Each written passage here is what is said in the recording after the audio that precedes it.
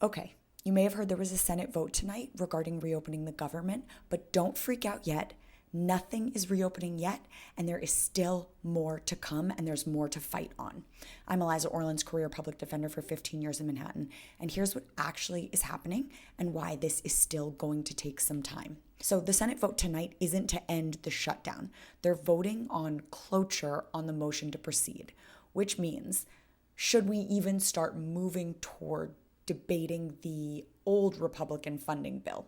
That is a 60 vote threshold, and it's literally the same vote that they've failed 14 times already. This was attempt number 15. But this time, 8 Democrats voted yes. That is Cortez Masto, Durbin, Fetterman, Hassan, Kaine, who's independent but votes with the Democrats, Rosen, and Shaheen. But here's the thing, they can still change their vote, and here's the roadmap that happens after tonight.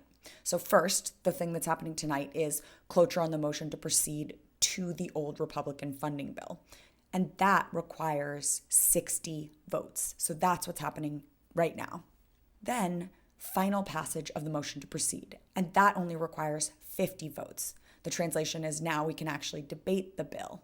But then the third thing that happens is they would have to vote on the amendments that swap out the old Republican bill for the new bipartisan deal announced today. But they only need a simple majority for that.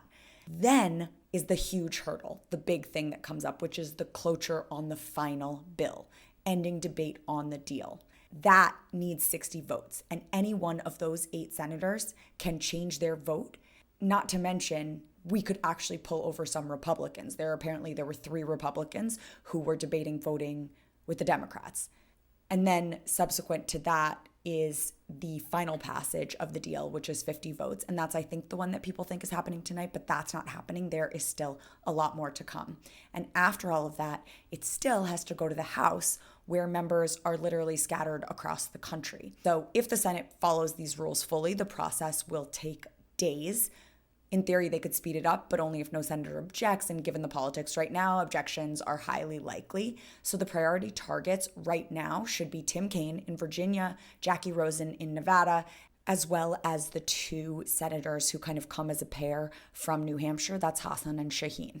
Tell them, do not hand the Republicans the votes they need to take healthcare away from tens of millions of Americans and not get anything in return.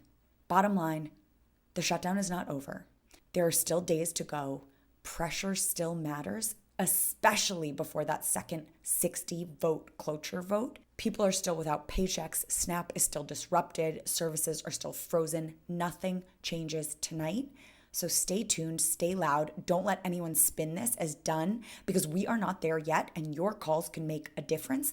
And let's flood their social media. I'm going to tag them all below, and just make sure you're going there and begging them to change their vote and hold the line and not just give up for nothing. Let's make sure we keep blame where blame is due and not get distracted, because the 8 senators who voted with the Republicans are the people who need our pressure right now. So let's get to work. Let's not give up. This fight is not over, and I'm certainly not going to stop until it's truly over. I hope that helps. Please feel free to leave questions in the comments and make sure you're following me for more. Thanks.